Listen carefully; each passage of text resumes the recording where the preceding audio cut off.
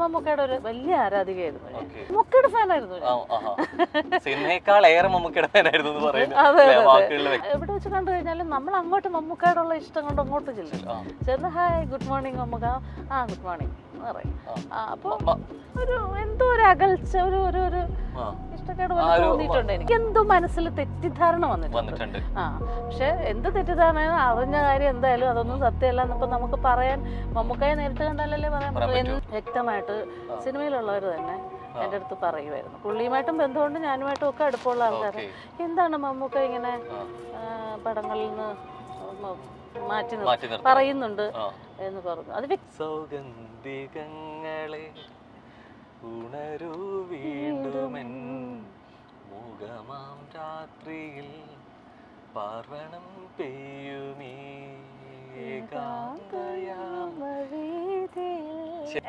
എന്നോട് ഫിക്സ് ചെയ്ത പടമാണ് നമ്മുടെ ഡയറക്ടർ മാർത്താണ്ഡൻ, ദൈവത്തിന്റെ സ്വന്തം ക്ലീറ്റസ്.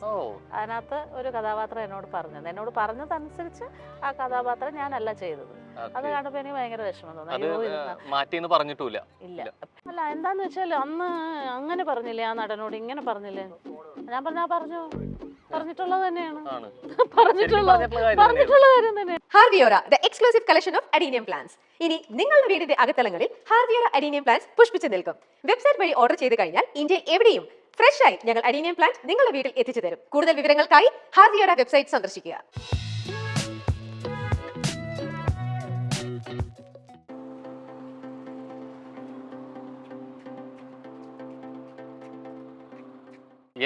ഹായ് ഹലോ എവരിവൺ, എല്ലാവർക്കും നമസ്കാരം.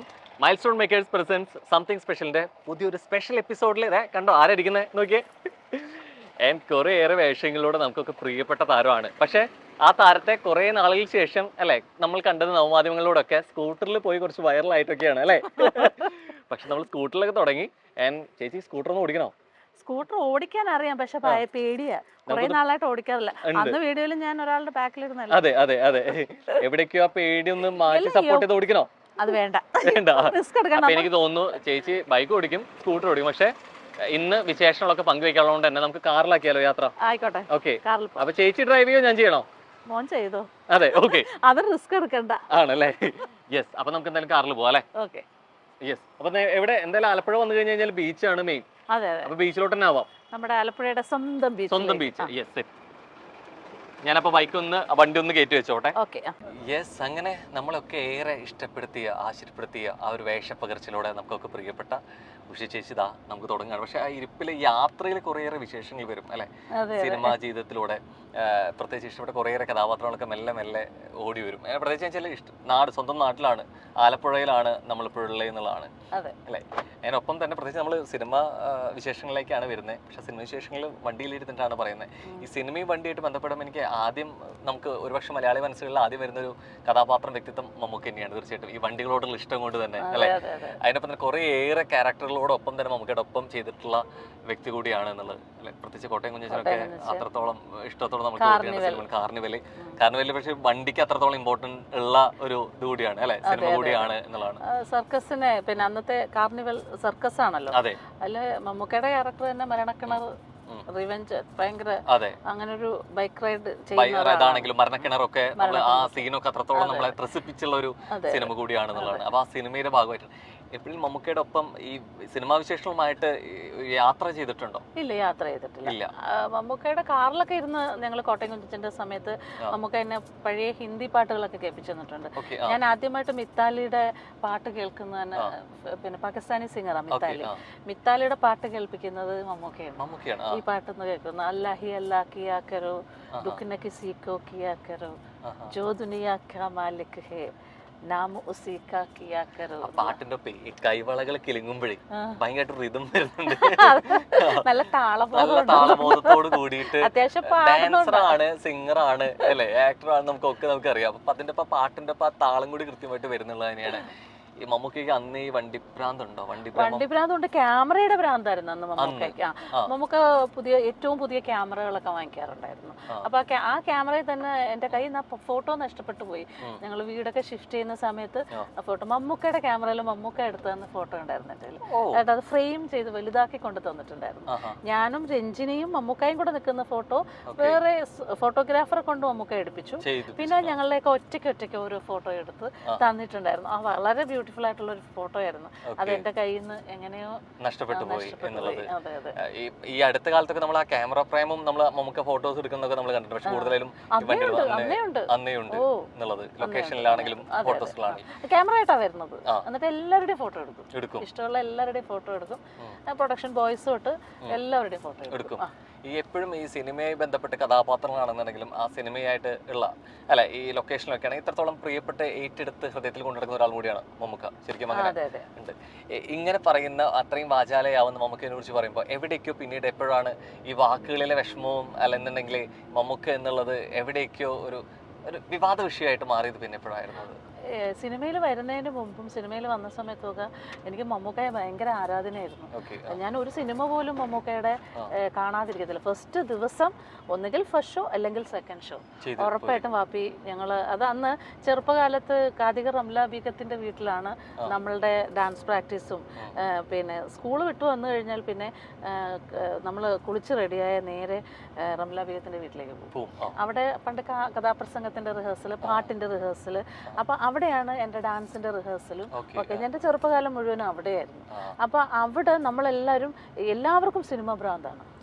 അപ്പൊ സിനിമ കാണാൻ ഭയങ്കര ഇഷ്ടമാണ്. അപ്പൊ എന്നും പിന്നെ എല്ലാവരും മമ്മൂക്കയുടെ ഫാൻസാണ്.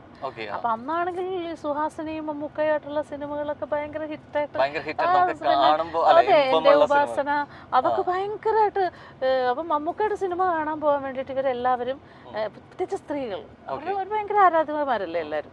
ഞാനന്ന് സ്കൂളിൽ പഠിക്കുന്ന കുട്ടിയാണ്. അപ്പോൾ ഇവരുടെ കൂടെ പോകും എല്ലാ സിനിമയും കാണാൻ പോകും. അപ്പം സ്വാഭാവികമായിട്ട് മമ്മൂക്കയുടെ ഒരു വലിയ ആരാധികയായിരുന്നു ഞാൻ. വന്നു സിനിമ, കോട്ടയം കുഞ്ഞച്ചൻ അവിടെ അതെ അതെ അതെ അതെ മമ്മൂക്കയുടെ ഫാനായിരുന്നു.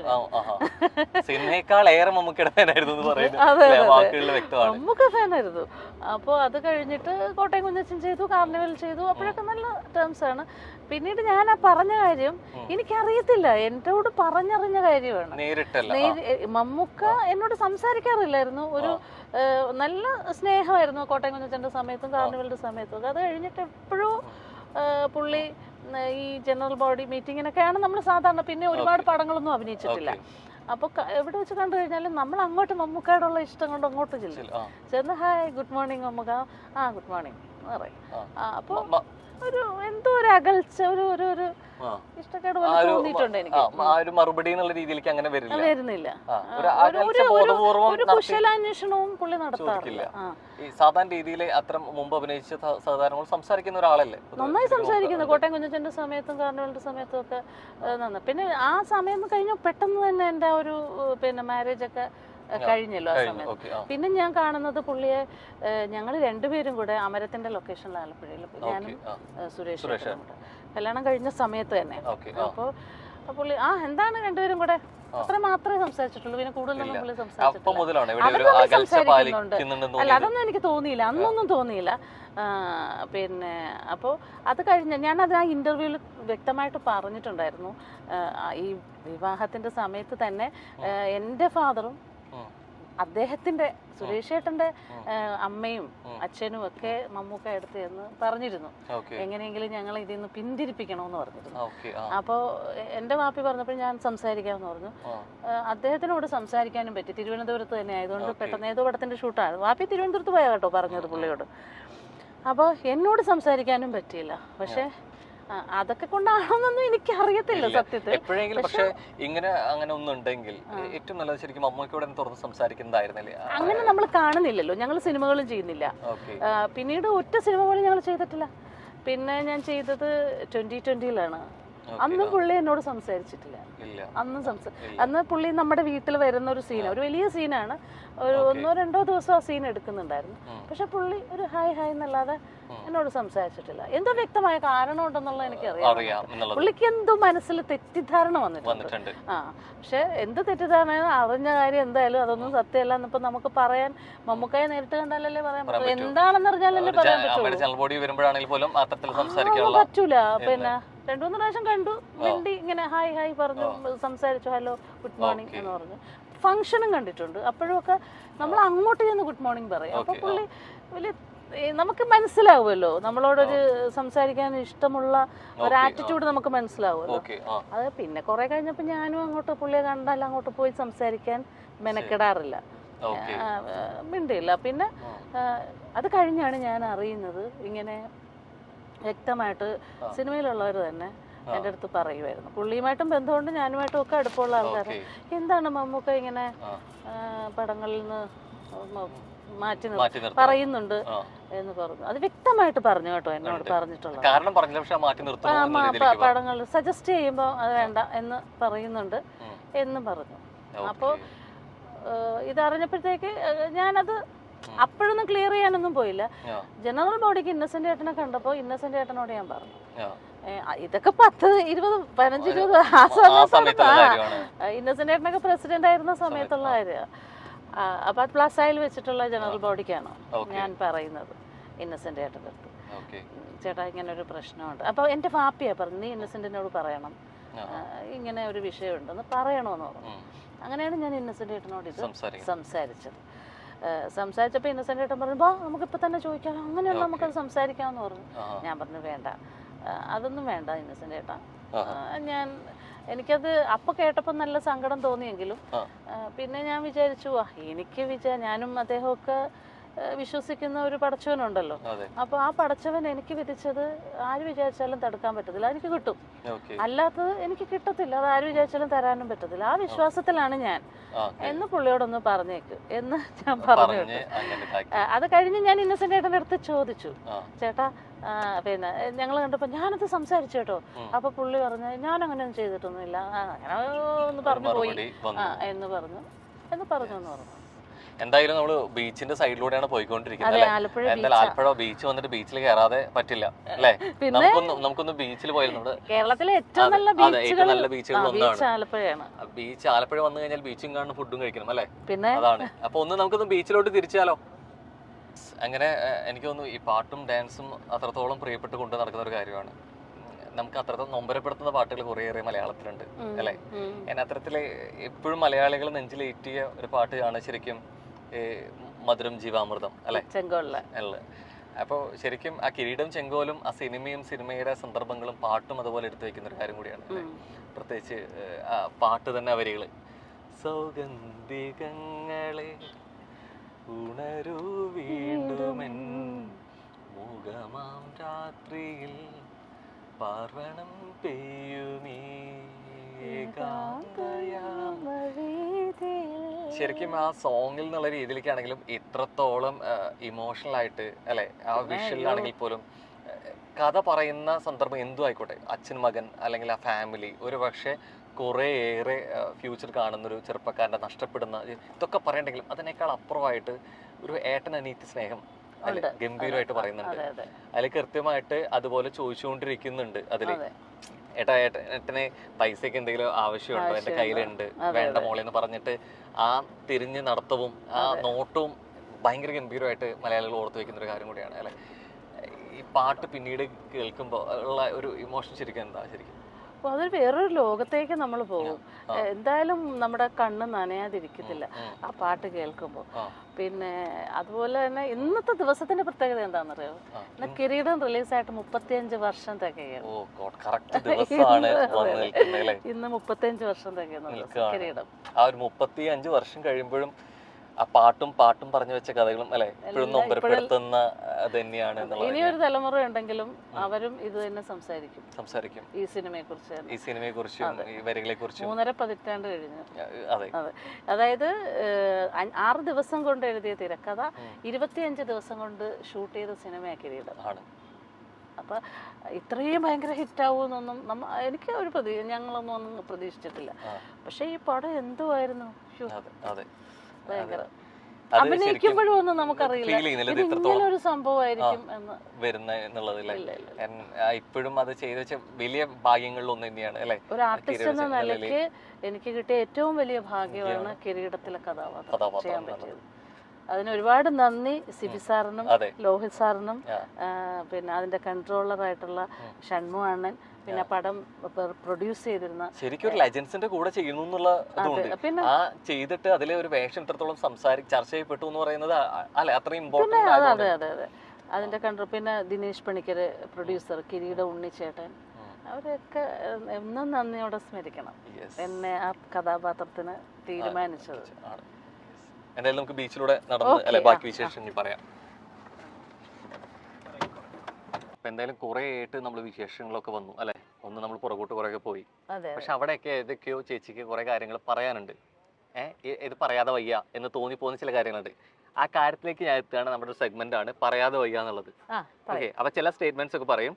ആ പ്രസ്താവന കേൾക്കുന്ന സമയത്ത് ചേച്ചിക്ക് പറയാതെ വയ്യ എന്ന് തോന്നുന്ന കാര്യങ്ങൾ പറയാം. റെഡി? സോ പറയട്ടെ. പറയൂ. തന്നെ തേടിയെത്തിയ സിനിമകൾ സ്ക്രീനിൽ മറ്റു അഭിനേതാക്കൾ ചെയ്യുന്നത് നോക്കി നിൽക്കേണ്ടി വന്നിട്ടുണ്ട്. തേടിയെത്തിയ കഥാപാത്രങ്ങൾ മറ്റൊരാൾ ഉണ്ട്. ഏതായിരുന്നു? അത് പറയാൻ പറ്റില്ല. ഏതെങ്കിലും ഒരെണ്ണം പറയുകയാണെങ്കിൽ ഏതായിരിക്കും? അത്രയും വിഷമം തോന്നിയ സിനിമ ഏതായിരുന്നു? എനിക്കോ? എന്നോട് പറഞ്ഞ് പിന്നെ എന്നോട് ഫിക്സ് ചെയ്ത പടമാണ് നമ്മുടെ ഡയറക്ടർ മാർത്താണ്ഡൻ, ദൈവത്തിന്റെ സ്വന്തം ക്ലീറ്റസ്. അതിനകത്ത് ഒരു കഥാപാത്രം എന്നോട് പറഞ്ഞതനുസരിച്ച് ആ കഥാപാത്രം ഞാനല്ല ചെയ്തത്. അത് കാണുമ്പോ എനിക്ക് ഭയങ്കര വിഷമം തോന്നി. ഇല്ല, പറഞ്ഞിട്ടേ ഇല്ല. ഈ പടത്തിന്റെ ഡിസ്കഷൻ നടക്കുമ്പോ തൊട്ട് മാർത്താണ്ഡൻ എന്നോട് പറഞ്ഞിരുന്നു, ചേച്ചി ഈ സംഭവം ചേച്ചിക്ക് ഭയങ്കര ബ്രേക്ക് ആവും എന്നൊക്കെ പറഞ്ഞിരുന്നു. ഞാൻ ഭയങ്കരമായിട്ട് പ്രതീക്ഷിക്കുകയും ആ സമയത്തൊരു വിഷമം ഉണ്ടായിരുന്നു. പിന്നെ എനിക്ക് വിധിച്ചിട്ടില്ല എന്ന് വിചാരിക്കും. മാർത്താണ്ഡനോട് ഞാൻ സംസാരിച്ചു. മാർത്താണ്ഡനോട് ഞാൻ ചോദിച്ചു. അപ്പൊ അവൻ നിസ്സഹായനായിരുന്നു. മാർത്താണ്ഡൻ എന്നൊക്കെ പറഞ്ഞാൽ എൻ്റെ വീട്ടില് ഒരു കാലഘട്ടത്തില് നമ്മുടെ വീട്ടിൽ എൻ്റെ അനിയൻ്റെ കൂടെ അസിസ്റ്റന്റ് ഡയറക്ടർ ആയിരുന്നു. നിസാർക്കാട്, ഇവരൊക്കെ നിസാർക്കാട് അസിസ്റ്റൻസ് ആയിരുന്നു. അപ്പൊ മാർത്താണ്ഡൻ എനിക്ക് പിന്നെ ഒരു അനിയനെ പോലെയാ. അപ്പൊ ഞാൻ ചോദിച്ചിട്ടല്ല. ഞങ്ങൾ എറണാകുളത്തായിരുന്നു അപ്പൊ താമസിച്ചോണ്ടിരുന്നത്. ഞാനും ഹസ്ബൻഡും തമ്മനത്താ താമസിക്കുന്നത്, ഡിഡിയില്. അപ്പൊ ഞങ്ങൾ പുറത്തു പോകുന്ന സമയത്തൊക്കെ മിക്കവാറും കാണും മാർത്താണ്ഡൻ. അപ്പൊ അവൻ ചേച്ചി ഭയങ്കര സന്തോഷം, ഞാൻ ആദ്യമായിട്ട് സംവിധാനം ചെയ്യാൻ പോകുന്നു. പ്രിയപ്പെട്ട ഒരാളാണ് അല്ലെ? അദ്ദേഹം തന്നെ വേഷം പറഞ്ഞു വെച്ചതാണ്. പിന്നെ മാറ്റിയിട്ടുണ്ടെങ്കിൽ അത് അദ്ദേഹത്തിന് തന്റെ താല്പര്യക്കേട് കൊണ്ടായിരിക്കും, വേറെ മറ്റെന്തെങ്കിലും ആണെന്ന് അവന് ഇഷ്ടമുണ്ടോ? ഞാൻ ആദ്യത്തെ സിനിമയിൽ അഭിനയിക്കണം എന്നുള്ള ആഗ്രഹം കൊണ്ടാണല്ലോ അവൻ എന്നോട് പറയുന്നത്, മാർത്താണ്ഡൻ പറയുന്നത്. മാറ്റിയതിന്റെ കാരണം പറഞ്ഞില്ല. ചെയ്യാത്ത തെറ്റുകളുടെ പേരിൽ സിനിമയിൽ മാറ്റി നിർത്തലുകൾക്ക് വിധേയമായിട്ടുണ്ട്. ഉണ്ട്.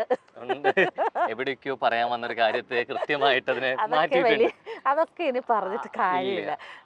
ആ വലിയ കഥ വേണ്ട, ചെറുതാക്കി. പിന്നെ സത്യത്തിനെതിരെ സത്യത്തിന് വേണ്ടി സംസാരിച്ചതും ന്യായത്തിന് വേണ്ടി സംസാരിച്ചത് കൊണ്ടും എനിക്കെതിരെ ഒരു എപ്പോഴും സത്യം പറയുന്നവർക്ക് ശത്രുക്കൾ കൂടുന്നതാണ്.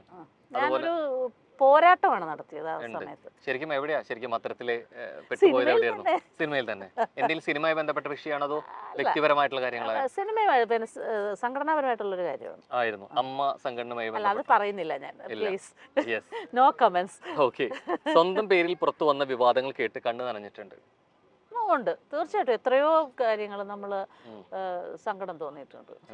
പിന്നെ എന്താ പൊന്നരഞ്ഞാണോ എന്ന് പറയുന്ന സിനിമ ഞാൻ അഭിനയിച്ച അതിനെ കുറിച്ചൊക്കെ ഓൺലൈൻ മീഡിയയിൽ ഓരോ കമന്റ്സ് ഒക്കെ വായിക്കുമ്പോൾ എനിക്ക് സങ്കടം. ഞാൻ അത് നമ്മൾ പറ്റിക്കപ്പെട്ടാണ് ആ സിനിമയിൽ. ആ സിനിമയെ പിന്നെ സംവിധാനം ചെയ്തത് അനിൽ ബാബുവിലെ ബാബുവേട്ടന്റെ second movie. First movie Anagha, നവാഗത സംവിധായകന് അവാർഡ് വാങ്ങിച്ച പടം. പാർവതിയും നെടുമുടി ചേട്ടനും കൂടെ അഭിനയിച്ച പടം. ഹരിഹരൻ സാറിന്റെ വർഷങ്ങളോളം അസോസിയേറ്റ് ആയിരുന്നത്. കലൂർ ഡെന്നിസ് സൂപ്പർ ഹിറ്റ് സിനിമകൾ എഴുതുന്ന തിരക്കഥാകൃത്തിന്റെ പിന്നെ ഹമീദാണ് പ്രൊഡ്യൂസ് ചെയ്യുന്നത്. അവര് വന്ന് രണ്ട് പെൺകുട്ടികൾ പോലെ സ്റ്റാൻഡേർഡ് ആയിട്ടൊരു സിനിമയാണ് ചെയ്യുന്നതെന്ന് പറയുമ്പോൾ ആ പ്രായത്തിൽ എനിക്കത് ലെസ്ബിയൻസ് എന്താണെന്നൊന്നും വലിയ പിടിയൊന്നുമില്ല. നമ്മളെ അങ്ങ് പെടുത്ത് ഭയങ്കര. അപ്പൊ നമ്മൾ നോക്കുമ്പോൾ ശരിയാണ്, ബാപ്പിയൊക്കെ പറഞ്ഞത് നല്ല സിനിമ. ഒരു പൊന്നരഞ്ഞാണോ എന്നുള്ള പേര്, അപ്പൊ അരഞ്ഞാണോ ഇങ്ങനെ അരയിൽ കെട്ടണം 2 പ്രാവശ്യം എന്ന് പറഞ്ഞിരുന്നു. ഈ കോളേജിൽ തറവാട്ട് വകയായിട്ട് കിട്ടുന്ന ഒരു അരഞ്ഞാണമാണ്. ആ അരഞ്ഞാണം 2 പ്രാവശ്യം ഒന്നിങ്ങനെ കെട്ടുന്ന കാണിക്കുന്നുണ്ട് പൂജാമുറിയിൽ. 2 പ്രാവശ്യം കഴിഞ്ഞു ലൊക്കേഷനിൽ ചെന്ന്. ഞാൻ ലൊക്കേഷനിൽ ചെല്ലുമ്പോൾ തന്നെ എന്നെ കൂടാതെ നിക്കറിട്ട കുറെ പെൺപിള്ളേരാ അവർ നിൽക്കുന്നത്. നിക്കർ ഭയങ്കര മോഡേണായിട്ട്. അപ്പൊ ഞാൻ പറഞ്ഞു, ഇത് എന്താ പാപ്പി ഇങ്ങനെ? അപ്പൊ അല്ല, അത് ഉടനെ തന്നെ നമ്മൾ ചോദിക്കുമല്ലോ. പറഞ്ഞ് ഇത് അങ്ങനത്തെ ഒരു കഥയാണ്, ഇവരൊക്കെ ക്യാമ്പസിൽ ഈ രീതിയിൽ വരുന്നത്, ഇതൊരു നാടൻ പെൺകുട്ടി, അവരുടെ ടാപ്പിൽ പെട്ടുപോകുന്ന ഒരു കുട്ടിയായിട്ടാണെന്ന് പറഞ്ഞു. അപ്പൊ അഭിനയിക്കുന്ന ഇന്നസെന്റ് ഏട്ടന്റെ മോളാണ്. മാമുക്കോയുണ്ട്, ഗണേശ് ഏട്ടനുണ്ട്, ബൈജു ഉണ്ട്, പിന്നെ അങ്ങനെ മഹേഷ് ഏട്ടൻ മുദ്ര കഴിഞ്ഞിട്ട് നായകനായിട്ട് അഭിനയിക്കുന്ന പടം. അപ്പോൾ നല്ല പാട്ട് ഒക്കെ ഉണ്ട്. പക്ഷെ ആ പടം ഞാനൊന്നും അഭിനയിച്ചിട്ടില്ല. ലാസ്റ്റ് ഞങ്ങൾ ഉടക്കിയാണ് അവിടെ നിന്ന് വരുന്നത്. ഞാനും മഹേഷ് ഏട്ടനും തമ്മിൽ ലൈംഗിക ബന്ധമുണ്ടായി എന്ന് കാണിക്കാൻ വേണ്ടിയിട്ട് ഞങ്ങൾ ഇങ്ങനെ പിന്നെ ഒരു കുറേ ഷോട്ട്സ് ഉണ്ട്.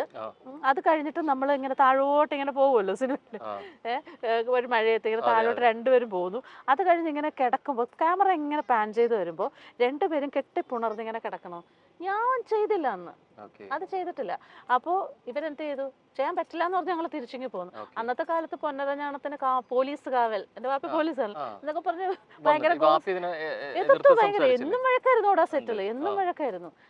പിന്നെ അത് കഴിഞ്ഞിട്ട് നമ്മളൊന്നും അഭിനയിക്കുന്നില്ല, പക്ഷെ ആ സീൻസ് കാണുമ്പോൾ നമുക്കറിയാലോ എന്തൊക്കെയോ കുഴപ്പങ്ങളുണ്ടെന്നുള്ളത്. പിന്നെ നമ്മൾ പല പ്രാവശ്യം അത് വിട്ടിട്ട് പോയാൽ പിന്നെ വന്ന ഒരാള് പുതിയതായിട്ട് വന്ന് അഭിനയിക്കാൻ തുടങ്ങിയപ്പോഴേ വിവാദം ഉണ്ടാക്കണ്ട. പിന്നെ കലൂർ ഡെനീസിലൊക്കെ നമുക്ക് വലിയ വിശ്വാസമാണ്, അങ്ങനത്തെ സിനിമയൊന്നും അല്ല എന്നാ പറഞ്ഞത്. പിന്നീട് അവരത് അന്നത്തെ കാലത്ത് അതൊക്കെ പറ്റും എനിക്ക് തോന്നുന്നു. ഈ ഡ്യൂപ്പൊക്കെ ഇട്ട് ചെയ്ത് റിലീസായപ്പോൾ പടമാണ്, സർട്ടിഫിക്കറ്റ് ആണ്, അത് വലിയ നമ്മളെ വല്ലാതെ ബാധിക്കും. അത് ഇപ്പോഴും ആൾക്കാരത് പറയുമ്പോൾ എനിക്ക് ആ സിനിമയുടെ പേര് കേൾക്കുന്നത് അലർജിയാണ്.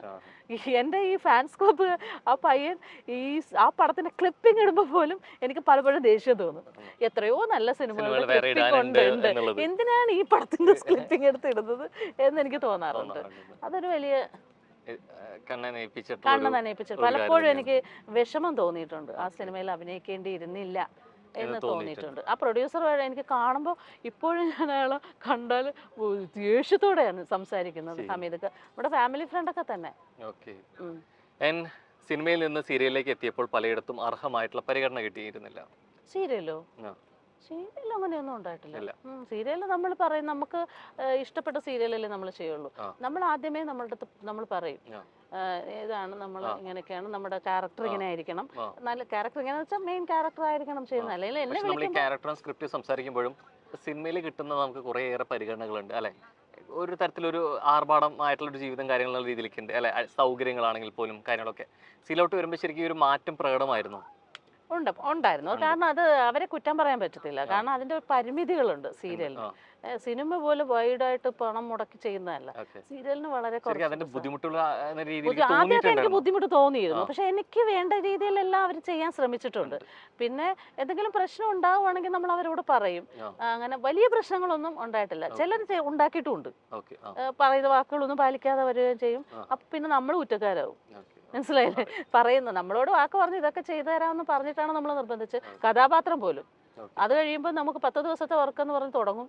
പിന്നെ അത് കഴിയുമ്പോൾ 1-2 ഷെഡ്യൂൾ കഴിഞ്ഞ് കുറച്ചങ്ങോട്ട് പോയി കഴിയുമ്പോഴത്തേക്ക് നമുക്ക് തരുന്ന റെമ്യൂണറേഷൻ നമ്മുടെ ദിവസങ്ങൾ അങ്ങ് കുറയ്ക്കും. അപ്പൊ 5 ആവും, 4 ആവും, 3 ആവും. അപ്പൊ പിന്നെ നമ്മൾ പറയാം നമ്മളിനി വരത്തില്ല, നമ്മളിനി വരുന്നില്ല. അപ്പൊ നമ്മൾ വരാത്തത് മാണ് പ്രശ്നമാവുന്നത്. അവര് ചെയ്തത് പ്രശ്നമാവില്ല, നമ്മൾ ചെല്ലുന്നില്ല എന്നുള്ളതാണ് പ്രശ്നം, വിഷയം വരുന്നത്. അങ്ങനെയൊക്കെ ഉണ്ടായിട്ടുണ്ട്. തീർച്ചയായിട്ടും കരിയറിൽ തിരുത്താനാവാത്ത ഒരു തെറ്റ് സംഭവിച്ചു പോയിട്ടുണ്ട്. കരിയറിലോ കുറെ കാര്യങ്ങൾ നമുക്ക് വേണ്ടിയിരുന്നില്ല, തിരുത്താൻ തോന്നി കുറെ കാര്യങ്ങളുണ്ടായിരുന്നു. പക്ഷെ ഒരു തെറ്റ് ഭയങ്കരമായിട്ട് അതേക്കുറിച്ചൊന്നും ഡീറ്റെയിൽ ആയിട്ട് വന്നാലും ചെയ്യാൻ പാടില്ല, തെറ്റൊക്കെ പറ്റിയിട്ടില്ല എന്നൊന്നും പറയുന്നില്ല. അതിന്റെ പേരിൽ എൻ്റെ മാതാപിതാക്കളൊക്കെ ഒത്തിരി വിഷമിച്ചിട്ടുണ്ട്. അത് എനിക്ക് എന്നും എന്നെ കുറ്റബോധം, എന്നും എനിക്ക് വിഷമമുള്ളായിരുന്നു. ചില കഥാപാത്രങ്ങൾ ചെയ്ത തെറ്റായ തീരുമാനം എന്ന് തോന്നിയിട്ടുണ്ടോ? ഞാൻ നേരത്തെ പറഞ്ഞല്ലോ, അത് തന്നെയാണ് ഏറ്റവും തെറ്റായ തീരുമാനം. അതെ അതെ. ചില നടന്മാരുടെയും സംവിധായകരുടെയും പെരുമാറ്റം വല്ലാതെ വേദനിപ്പിച്ചിട്ടുണ്ട്? ഇല്ല, അങ്ങനെയില്ല. തുളസിദാസിന്റെ ഒരു പ്രശ്നം ഉണ്ടായിട്ടുണ്ട്. ഡയറക്ടർ തുളസിദാസിന്റെ പിന്നെ അല്ല, ഈ പറഞ്ഞ നേരത്തെ നമ്മൾ പറഞ്ഞ വിഷയമായിട്ട് ബന്ധപ്പെട്ടാണ്. നമ്മൾ പിന്നെ ഒരു സിനിമയുടെ ലൊക്കേഷനിൽ ഞാൻ ചെല്ലുമ്പോൾ ആ ഹോട്ടലിൽ റൂം എനിക്ക് ഇഷ്ടമായില്ല. ഓക്കെ. അപ്പോൾ സാധാരണ എനിക്ക് സിനിമയിൽ കിട്ടുന്ന ഫെസിലിറ്റി അല്ല തന്നത്. അപ്പം ഞാനത് വിളിച്ചു പറഞ്ഞപ്പോൾ ഡയറക്ടർ പറഞ്ഞു ഇത് കൊടുത്താൽ മതി എന്ന് പറഞ്ഞു. അപ്പം എനിക്ക് അഭിനയിക്കാൻ പറ്റില്ല എന്ന് പറഞ്ഞ് ഞാൻ തിരിച്ചു പോന്നു. അപ്പോൾ അതൊരു വാർത്തയായിരുന്നു അന്നതൊരു വാർത്തയായിട്ടുണ്ടായിരുന്നു. അത് സിനിമയ്ക്ക് വേണ്ടിയിട്ടായിരുന്നു. ബാലേന്ദ്ര മേനോൻ സാറൊക്കെ അഭിനയിച്ചൊരു സിനിമ, ഗീത ചേച്ചിയൊക്കെ അഭിനയിച്ച, അതിന് പകരം അമ്പിളിച്ചേട്ടൻ്റെ ജോഡിയായിട്ടായിരുന്നു. അത് പിന്നെ വേറൊരു കഥ ആർട്ടിസ്റ്റിനെ വെച്ച്. പക്ഷെ അവർ പുറത്ത് പറഞ്ഞത് വേറെ എന്തൊക്കെയോ റീസൺ, എൻ്റെ അഹങ്കാരം, പുറത്തോട്ട് വന്നു കഴിഞ്ഞപ്പോൾ നമ്മൾ അഹങ്കാരിയാണ് എന്നുള്ള തരത്തിലാണ് വന്നത്. പക്ഷെ അത് എനിക്ക് ഭയങ്കര മാനസിക വിഷമമുണ്ടായി. അതിന്റെ അതെ, അതാണ് കൂടുതലായിട്ട്. അതെ. സിനിമയിൽ കാസ്റ്റിംഗ് പിന്നെ തുളസിദാസിന്റെ മലപ്പുറം ഹാജി മഹാനായ ജോജിയിൽ തുളസിദാസിന് ഒരു തെറ്റിദ്ധാരണ ഉണ്ടായിട്ടുണ്ടായിരുന്നു. എന്തോ ഞാൻ പുള്ളിയെക്കുറിച്ച് എന്തോ മോശമായി സംസാരിച്ചു എന്നുള്ളൊരു മറ്റൊരാളോട്, ഒരു നടനോട്. ആ നടൻ അദ്ദേഹത്തോട് പറഞ്ഞിട്ട് പുള്ളിയുടെ മനസ്സിൽ അത് വെച്ചുകൊണ്ടിരിക്കുമായിരുന്നു പുള്ളി. അത് കഴിഞ്ഞിട്ട് ഒരു സിനിമ, കൽപ്പന അഭിനയിക്കേണ്ട ഒരു സിനിമ തിരുവനന്തപുരത്ത് ഷൂട്ട് നടക്കുകയാണ്. അപ്പോൾ കൽപ്പനയ്ക്ക് എന്തോ അസൗകര്യം ഉണ്ടായപ്പോൾ പിന്നെ അടുത്ത ചോയ്സ് എന്ന് പറയുന്നത് എൻ്റെ പേരാകുന്നത്. അപ്പോൾ എന്നെ വിളിച്ചു സംസാരിച്ചപ്പോൾ തുളസിദാസിനെ ഒന്ന് അത്യാവശ്യമായിട്ട് വിളിക്കണം, ഹോട്ടലിലെ നമ്പരും തന്നു. ഞാൻ വേറെ ഒന്നും വിചാരിച്ചില്ല, തുളസിയേട്ടനെ വിളിച്ചു. ഞാൻ നേരത്തെ അഭിനയിച്ചിട്ടുള്ളതാണല്ലോ. തുളസിയേട്ടനെ വിളിച്ചപ്പോൾ പുള്ളി അപ്പോഴാണ് ഇത് തുറന്നു പറയുന്നത്. അല്ല എന്താന്ന് വെച്ചാൽ അന്ന് അങ്ങനെ പറഞ്ഞില്ലേ, ആ നടനോട് ഇങ്ങനെ പറഞ്ഞില്ലേ. ഞാൻ പറഞ്ഞിട്ടുള്ളത് തന്നെയാണ്, പറഞ്ഞിട്ടുള്ള കാര്യം തന്നെയാണ്, പറയാത്ത കാര്യമല്ല കേട്ടോ. ഞാൻ നടന്നൊരു കാര്യമാണ് പറഞ്ഞത്. അത് ആ പുള്ളി എന്ന് പറഞ്ഞു കൊടുത്തത് ഈ പുള്ളിയോട് പറഞ്ഞത് ഞാൻ അറിയുന്നില്ലല്ലോ. നമ്മൾ വളരെ വിശ്വാസം പറഞ്ഞതാണെന്ന്. അല്ല പറഞ്ഞതാണല്ലേ, ഞാൻ പറഞ്ഞതാണ്. അതിനകത്ത് തെറ്റ്, നിങ്ങൾ പറഞ്ഞ കാര്യം ഞാൻ പറഞ്ഞതാണ്. ഓ ശരി, അന്ന് വിളിക്കാൻ കേട്ടോ എന്നൊക്കെ പറഞ്ഞ് പുള്ളി ഫോൺ വെച്ച്. പക്ഷെ എന്നെ അഭിനയിക്കാൻ വിളിച്ചില്ല. വിളിച്ചത് ലളിത ചേച്ചിയെ കൊണ്ട് അഭിനയിപ്പിച്ച ആ കഥാപാത്രം. ഒരുപാട് വ്യത്യാസം വരുത്തിയിട്ട് ലളിത ചേച്ചിയെ കൊണ്ട് അഭിനയിപ്പിച്ചു. അത് കഴിഞ്ഞ് പിന്നെ ഞാൻ തുളസിദാസിനെ കാണുന്നത് എൻ്റെ വീട്ടില്, എൻ്റെ ബ്രദറിൻ്റെ അടുത്ത്. അതിപ്പോൾ ഞങ്ങൾ അപ്പുറം താമസിക്കുന്നത്, ഒരു കോമ്പൗണ്ടിൽ 2 വീടാ. അപ്പോൾ എൻ്റെ വീട്ടിൽ എൻ്റെ ബ്രദറിനെ കാണാൻ വന്നപ്പോൾ, അപ്പൊ അവരുടെ വീട്ടിൽ നിന്ന് നമ്മുടെ വീട്ടിലേക്ക് അടുക്കള വഴിയാകാറുണ്ട്. ഞാൻ ഡോർ തട്ടി തുറന്ന് അടുക്കളയുടെ തുറന്നു നോക്കുമ്പോൾ തുളസിദാസ് എന്താ ചേട്ടാ ഇവിടെ, പഴയതൊന്നും ഇല്ല. അല്ല ഞാൻ ഹസീബിന്റെ അടുത്ത് വന്നതാണ്, അങ്ങനെയൊക്കെ സംസാരിച്ചു, അങ്ങനെ പോയി. എന്തായാലും നമുക്ക് നടന്നിട്ട് തന്നെ അല്ലേ വിശേഷം. സാധാരണ സിനിമയിൽ നമ്മളിപ്പോൾ കാസ്റ്റിംഗ് ഹൗസിനെ കുറിച്ചിട്ട് ഇപ്പോൾ ഭയങ്കര ഗംഭീരമായിട്ട് കേൾക്കുന്നുണ്ടെങ്കിലും ഈ ഒരു വാക്ക് പണ്ട് മുതലേ ഉണ്ട് അല്ലെ, അല്ലെങ്കിൽ ഇത്തരം അപ്രോച്ചുകൾ മുമ്പേ ഉണ്ട്. ശരിക്കും അന്നേ ശരിക്കും ഇത് ഒരു വിവാദമാവലോ അല്ലെങ്കിൽ അത്തരം കോൺട്രവേഴ്സികളിലേക്ക് പോയിട്ടുണ്ടായിരുന്നു ഇത്തരം കാസ്റ്റിംഗ് ഹൗസ് അപ്രോച്ചുകൾ? പലരും തുറന്നു പറയില്ല. അനുഭവം ഉണ്ടെങ്കിലും എല്ലാവരും പറയാ ജീവിക്കാൻ വേണ്ടിയിട്ട് വരുന്നവരല്ലേ കുറെ പേരൊക്കെ. അത് കഴിഞ്ഞാൽ അവർ അവസരം നഷ്ടപ്പെടും എന്നൊക്കെ വിചാരിച്ചിട്ട് പറഞ്ഞിട്ടില്ല. പക്ഷെ ഇപ്പോഴത്തെ പെൺപിള്ളേർ അങ്ങനെയൊന്നും ഒരു തമാശ പോലും പറയാൻ അവർ നിൽക്കത്തില്ല. അവര് ഭയങ്കര ബോൾഡാണ്.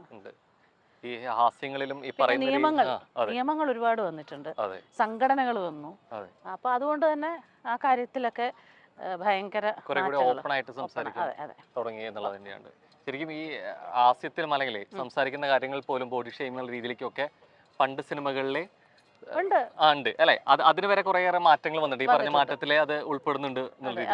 വന്നിട്ടുണ്ട്.